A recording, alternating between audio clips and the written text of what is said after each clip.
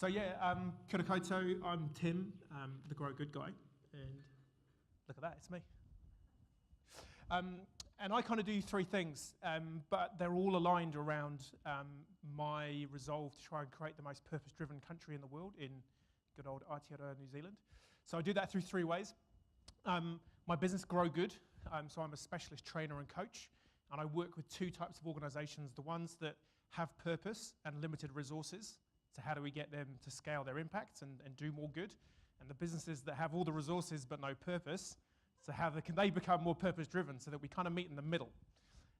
My business is a certified B Corporation. Hands up if you know or have heard of a B Corp. There's one in the room, or another one in the room. So we are. Is it we are or where? We are. So we are. They are a B Corp as well. And I'm also the B Corp ambassador for New Zealand. So I basically go and talk to big businesses and say, hey, you should be a B Corp because you're doing some stuff that's quite good and you might align to this and we can maybe get you to do more good. And hands up, who's heard of Kilmarnock Enterprises? Awesome. So we self-describe ourselves as a pioneering organisation of impact. And we basically provide meaningful education and employment opportunities for people with intellectual disability. And we do that through trading for all our income. So we're 98%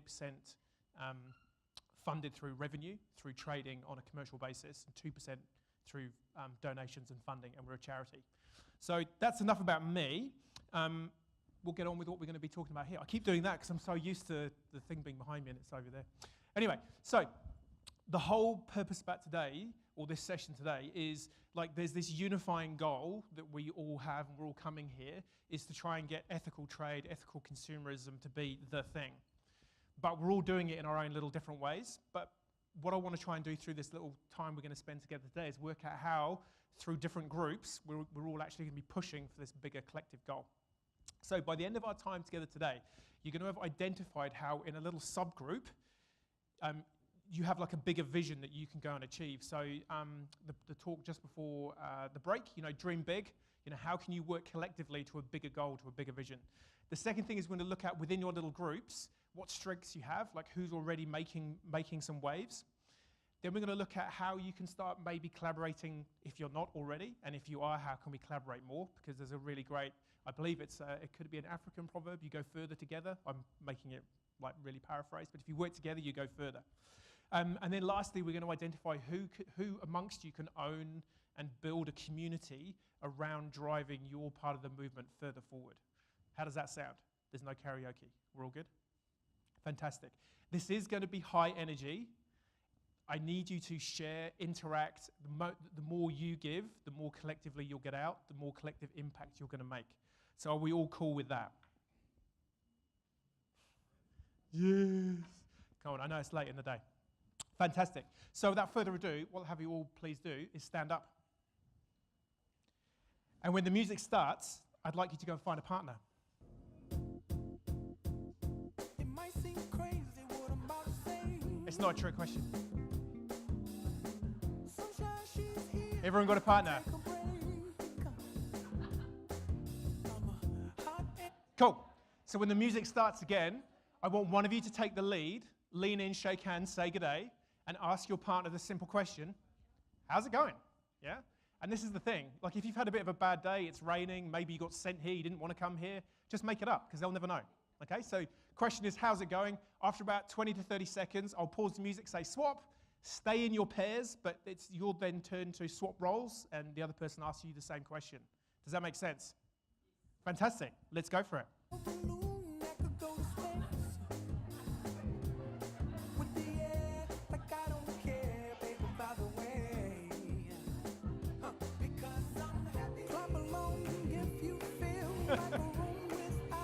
That's all good.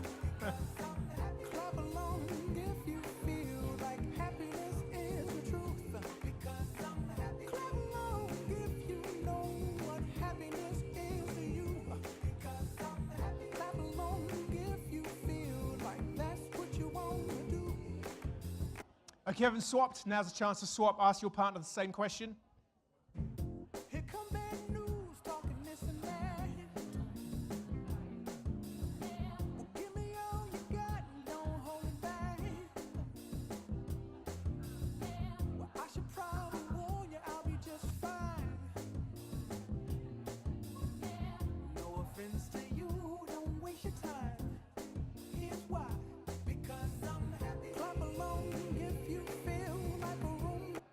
Okay, bring that conversation to a natural end. Thank your partner, shake hands, and go and find someone else in the room. So go and find someone else.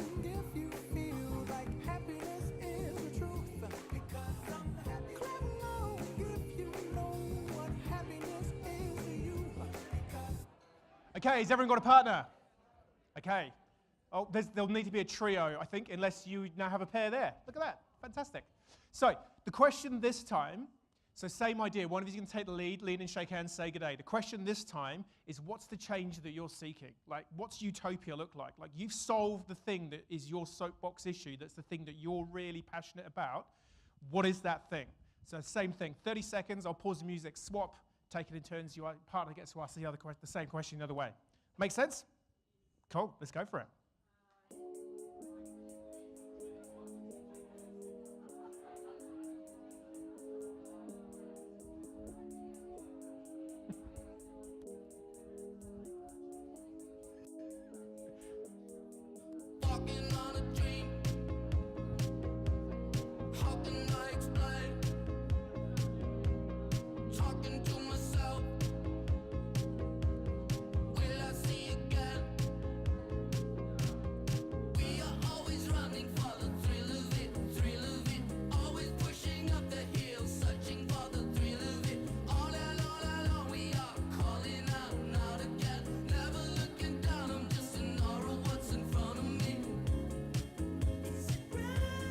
Okay, now it's time to swap. Ask your partner the same question. So stay with that pair, but just ask them the same question. What's the vision? What's the dream? Just have a chat. There's nothing wrong with that. Chat's good.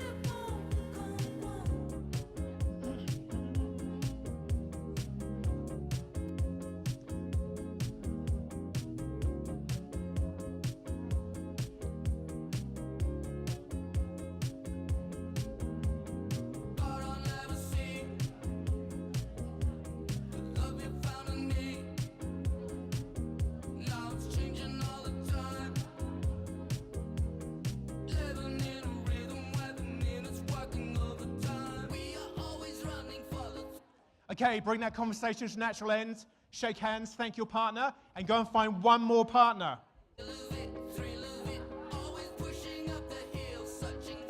Spread around, move out of your comfort zones, get as far away as you can. Oh, come on, you know the drill by now. It's not the same question, is it? Okay, so the question this time, like that future that you've just imagined, how does it feel to have achieved it? Yeah, like what would your feeling be? And what are the senses like? What does the world feel and smell and taste like when you've got that dream achieved? Yeah, it's the same idea, 30 seconds, swap, and then we're good to go.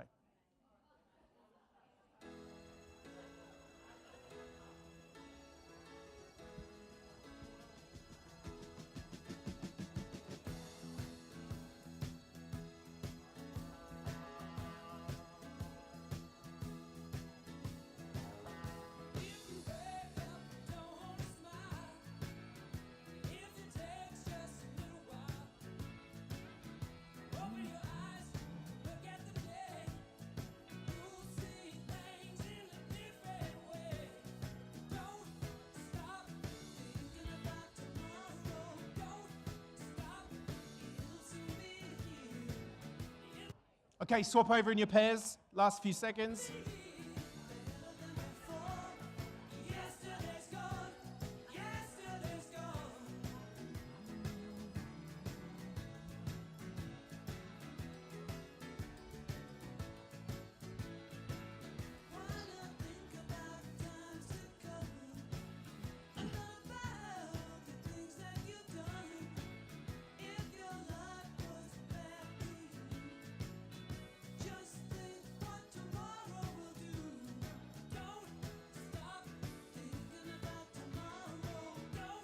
Okay, so bring that conversation to a natural end, shake hands, thank your partner, and now what I'll have you do is find your way back to your original seat, and on the way to doing that, I want you to shake hands, high five, say good day with as many other humans as you can on the way back.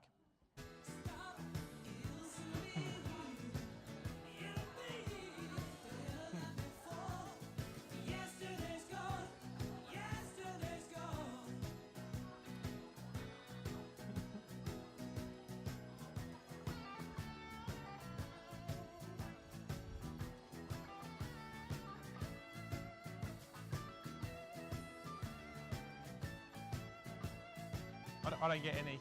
It's always the way. No, I never get one. It's fine. Air high fives all around. Here we go.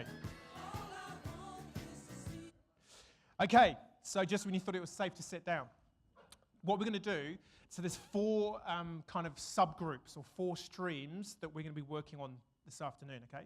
So what we're going to do is we're going to organise. Where's it gone? Come on, clicker, do your thing.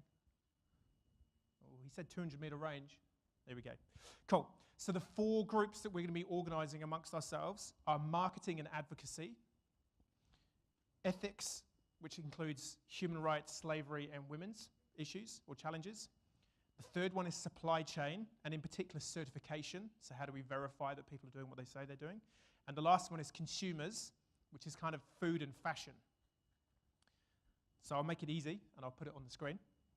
So think, just for a couple of seconds, which of those most aligns with the big challenge that you're really passionate about and the thing that you want to see the most change on?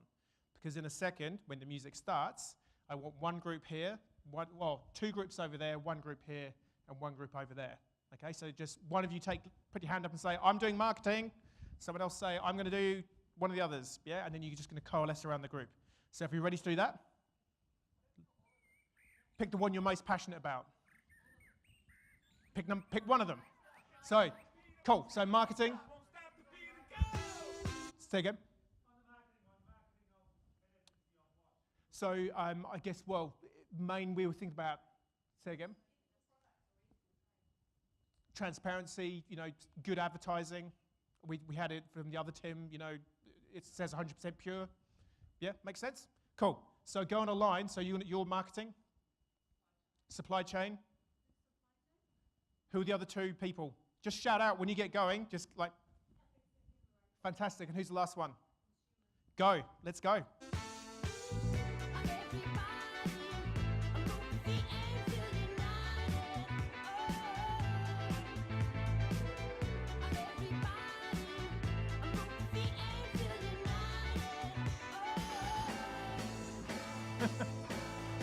So if you need to spin the chairs around, just get yourselves comfortable.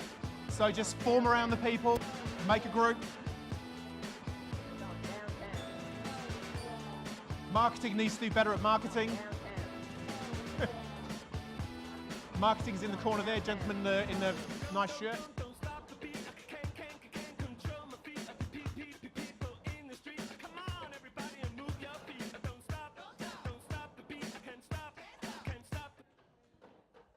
Okay. So the first thing I'll have you do in your teams is just have a little chat for a minute. So thinking of the dream, thinking of the future utopia that you seek, we may split this group into 2 because we're going to be short on time. So just straight down the middle, just close those 2 circles, yeah, when we get going. So the first bit of the conversation is, what is the really big vision for your group? Yeah, so I know, talking to Susan before the event, you're involved with Leprosy New Zealand, or you were, and the vision they had was to eradicate it from New Zealand by 2035, or from the world, even better. So with that as your kind of level in mind, how big can you go in solving your problem collectively within your group? So have a bit of a chat around what could this massive vision look like of you having solved this problem. Yeah, make sense? Cool. Let's go at it. Okay, so which group is ready to give us their first draft vision statement, what they're trying to tackle? Who's ready to give us an attempt? Small group? Oh. We didn't get very far yet. We need Just another go with it. 5 minutes. Just go with it. What's your first thoughts? So what's your thing you're tackling, and what's your rough idea? So we're looking at the supply chain, and the key idea is, rather than having a supply chain that's a linear, particularly with a few powerful people and sort of everyone else crushed under them, having a value web of possibly smaller players, but possibly still large ones, but who are exchanging value in a more mutual way with others around them. Fantastic. I get to throw the cube. It's such a great part. Hello. Vision and advocacy is for increased demand by consumers for authentic, ethical products. And so that might require a bit of education, consumer education, so that they understand some of the claims put out there and can tell the difference between corporate spin and ethical claims.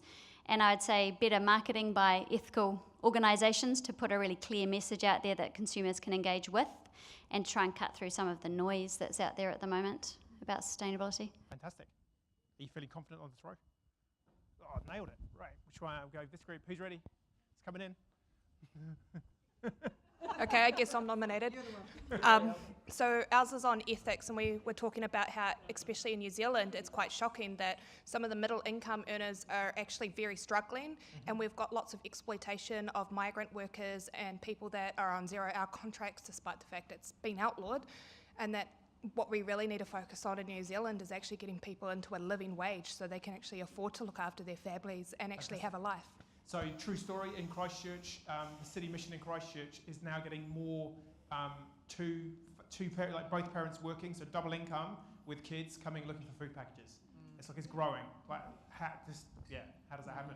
So, tighten that up, it might be like ensure every human in New Zealand has a living wage by 2020. Yeah, that would be great by next year, yeah. Cool, let's go for it. Yeah, cool. It's got to be audacious, otherwise there's no point going for it. Right, next group, who's going to be the spokeslady? So our big vision was the elimination of slavery, and to get there, fair working conditions, and we also had the idea of the living wage. Cool. And when by? Next year. No. We haven't discussed that one. That's but all right. Yeah. You can toy with that idea. Good throws. Right, who's up? Our big utopian vision was that actually consumers can just go and buy anything and just fundamentally know that it comes from good practice, and there's no decision. They Fantastic. can just, So you're basically destroying the marketing team. Make them redundant. but But that's below, good tension. but below that level is just providing more choice for consumers By by 2025. Fantastic. And the team all agreed with that. That was amazing. Cool. So, in your groups now, what I'll have you do is just have a think about, it could be that you yourself, and certainly in this group there's a young lady that's doing a lot of this already in that group, like who do you know that is doing something to try and get to the dream or the vision that you've just talked about? So just put some names, is it a name, is it an organisation, is it an individual, is it an idea, is it a concept? Like what is something that someone is already doing to try and reach the vision that you want to get to? Make sense? Sweet! And we'll get some more tunes on the go. Okay, so who wants to have a bit of a chat around? I've been to this group first quite a few times, haven't I? So I'll let you off. We'll go to this group. You ready? Are you ready? Are you ready? Are you ready? Are you ready? Are you ready? Got distracted. Oh. Tangent, that's okay. Well, they've dogged you in next door. No. Right, come on. Kenko, you're so good at this. Well, basically it was everything's a problem. If we raise the wage to living wage, then everything else goes up. Then do we have to raise the living wage again? And it's sort of like this catch-22 on how do we actually...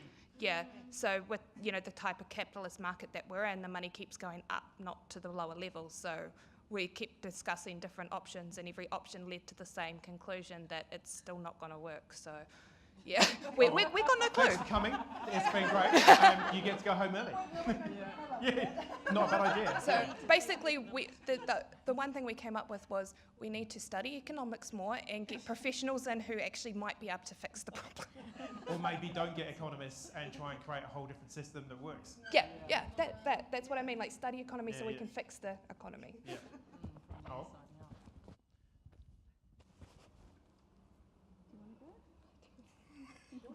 It's like such a cute little thing that creates so much fear. It's Okay, amazing. we really didn't come up with any answers to who. This is a big opportunity. It's a big opportunity, actually. And I think that it's more about understanding, to start with, what is making an impact. So in terms of what is making an impact, we know that awareness is necessary. You know, organisations that are able to create awareness, maybe through their brands, and we've all been given one of these, Karma Cola, okay? Classic example of an organisation that definitely is creating awareness. But once you're aware, we know that we need to be educated. So we need to be educating the consumer as well, because we might be aware, but how do we actually know that that product is what it says it is? So awareness, education, and the final thing really has to be changing I'm taking some of the consumer stuff actually, but changing consumer mindset. You're aware, you're educated, and you know that product's good, but then are you actually going to buy it? Because right from the beginning of the day, people have been saying it's about what you buy. You vote with what you purchase. Yep. So all of those things. Cool. I'd say, a big one on that. So who has heard of Sinlay? They're based just outside of Christchurch, so they're like Fonterra 2.0. So they have publicly announced that by June this year, they're going to certify as a B Corp. So within the dairy industry, okay, dairy industry maybe not the greatest thing in the world in terms of its impact, but they're going to try and make themselves the best that they can be. The reason they've done that is because Danone, which is the biggest food company in the world, is the world's biggest B Corp. And Sinlay saw through the supply chain an advantage to cement their relationship by certifying as a B Corp. But what that now means is that every little company that supplies into Sinlay in the Greater Canterbury area is going to be told, hey, we're a B Corp, and we want to know what your carbon footprint is as a supplier. And we want to know, do you pay a living wage to your crew? Because we now have to recognise what our supply chain's doing. So I think there are some plays happening where that, and then that then puts the spotlight on everyone else in the industry to go, well, what are you doing? Because they've now publicly declared what they're doing, and it has been audited. I think blockchain technology is another thing that Sam Jones at Little Yellow Bird, she just got investment for blockchain technology within her clothing products to be able to track and guarantee that this cotton has come from this field and the person was paid a living wage and it has been, harvested sustainably. So things like that will again, I think, put more spotlight on. Yeah. Yep.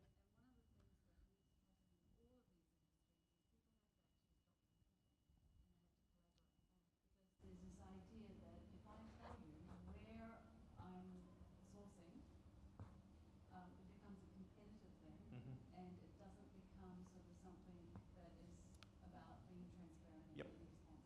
I think that the thing to that is, what's the real competition?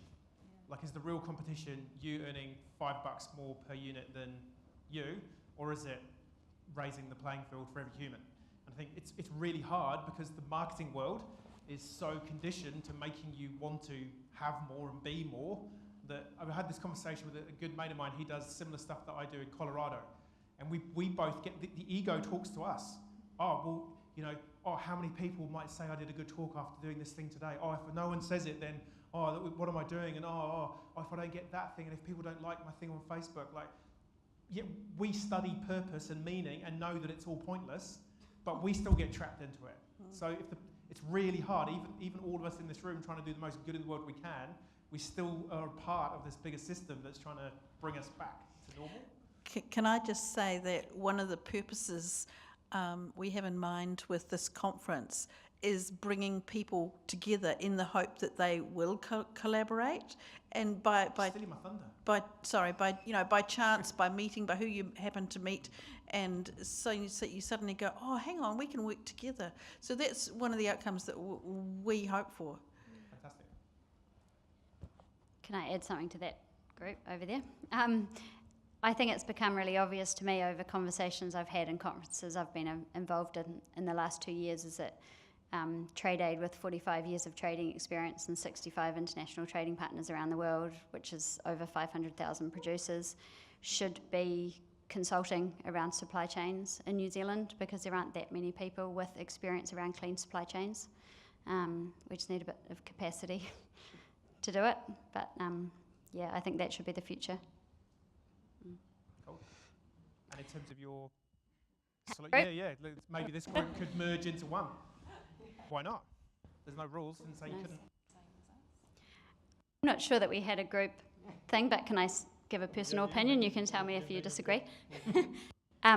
I think right now multinationals and corporates with big advertising money are making the biggest impact, but it's actually a very small impact across their supply chain for a lot of people. And I think all the social enterprises that are popping up that are doing a lot of great marketing but aren't necessarily getting their names out there are making a massive impact on a really small scale, and we need to flip that on its head. Good. Good enough? Yeah, we're on, yeah. You ready? Ready? Ready? Just to add to what the lady in the last group said from Trade Aid, perhaps, you know, the way that smaller companies can make that impact is by that collaboration that doesn't really happen. Because, I mean, I know in my own business, and you know, having done it with a very complex supply chain because it's across lots of countries, you know, we would share everything, share the price, happy to share it because we just think it's really great. But we know from meeting people that it doesn't happen two ways. And we're okay with it because we, you know, like, okay, well, people will eventually change. But I think the biggest reason is because they are absolutely afraid. The competition, and one of the things that marketing really focuses on is the sense of lack. Mm-hmm. It's a deep sense of lack that we feel in every area of our lives. And, you know, and so that brings about a fear. Will I be able to make my rent? Will I be able to pay the bills or pay all the staff or whatever? And so they think they have to be secretive. This includes companies such as, you know, my own that have this branding of social enterprise. And we currently interviewing some of them for research on financial viability of our practices. And many of them have signed that they will collaborate with us, and then when they see the list of questions, they kind of like, yeah, empty, blank. I mean, yeah, and it's usually the questions on, so, you know, who is that so-and-so person that you get that fabric from? And yeah, and it's top secret. And we're like, why? And they're like, no, that's our point of difference. That's our edge. Cool.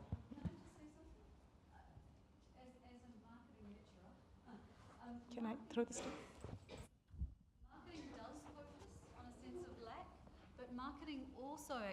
Marketing also focuses on this unique selling proposition. What is it that I have to offer? And for any organization that has a social purpose, that is what you will be marketing. You won't necessarily be marketing that sense of lack. Mm-hmm. So I think that's what is important about organizations that are here today. Cool.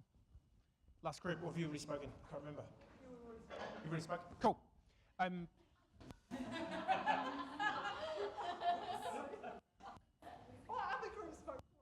Okay. Yeah. Right. My personal favourite advert is the Corona one. Does everyone know what the tagline for Corona beer is? From where you'd rather be.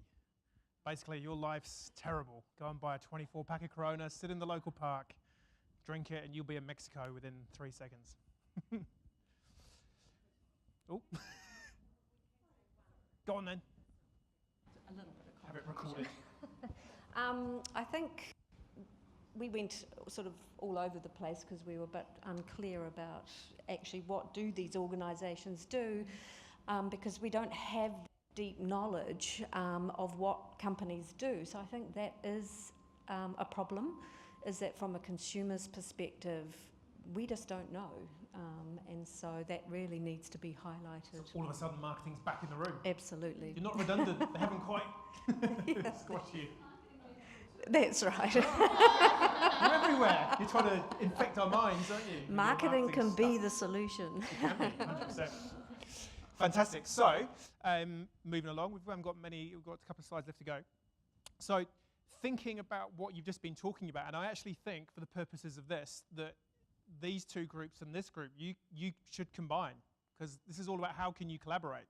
Yeah. So, in terms of the big vision that you're trying to achieve, if you've got a block, well, how do you work with the people that we're all smart people in this room that are doing amazing things?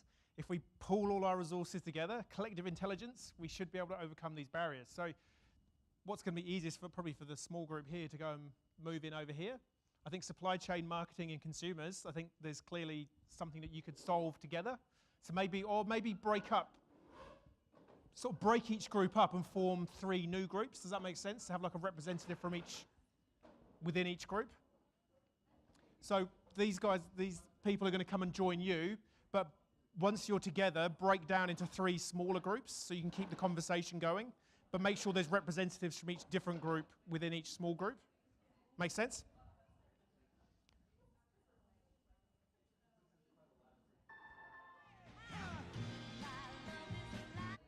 Okay. So who's got some kind of semi-workable idea that their group might be able to carry forward? That was a hand up there, I saw. Fantastic. Sorry, this probably sounds facetious, but I just admitted that for me, the way to go is, and I thought about this when I walked up from the ferry, if I had a can of spray paint, I'd actually be tagging all the ads that I passed on the way up with an ethical message over them. Fantastic. Because I think it's people on the street whose I want to catch. I'm no good at social media. So there's a company in the US, and what they do is they go and buy billboard space. Yeah. And they take a picture of the natural scenery behind the billboard and put it on the billboard. I'll keep it in mind. Maybe we should collaborate, because what I'd love to do would be to put an ad up and just say, buy nothing, ring your best friend and say hello. Go for a walk in the forest. Anyone here got any workable, you were getting somewhere? Right, coming from the clothing industry, we've looked at collaboration together before with some of the brands, but there is a factor, there is the competitive factors.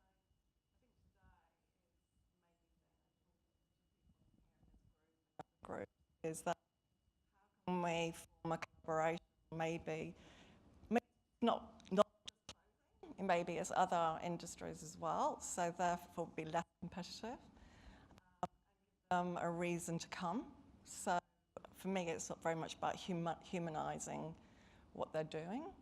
And I think, listening to some of the people talking about the girls in Cambodia, and maybe we get people, the manufacturing countries to actually start humanising.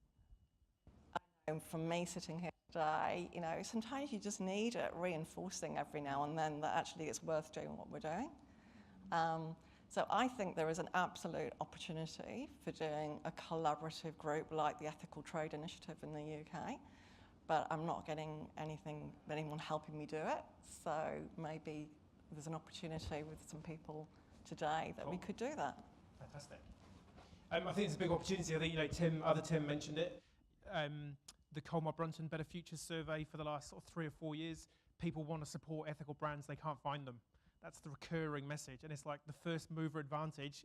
If in the old capitalist mindset, if someone does it, or at least says, "Hey, we know we're not perfect, but if you come and support us, we can only but do more good." I think I think you'll get support because no one's perfect. No brand is currently perfect. So, yeah. How about this group? Are we back up from the levels that this group were getting really dark at one point? Yeah, we were having a whole other conversation, but I've just been thinking about it now, and I suppose, in terms of community, sure, this is a community here, but I think the fact that we're all here means we're thinking about it. What we can do now is go to our communities outside of this room and kind of just start conversations with them. It might be your workmates, it might be your friends, family.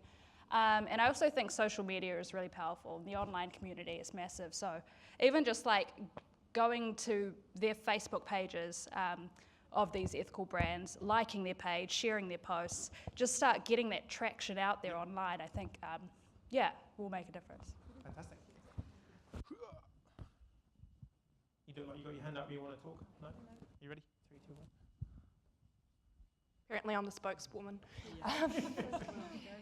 So basically the only thing we could really come up with is that we need to start a grassroots movement to fight against human greed. That's basically what needs to happen if we're going to implement any of these changes. So, and New Zealand's done it before. I mean, we gave women the vote. We're the first country to give women the vote because everyone got together and marched on Parliament and said, we want this.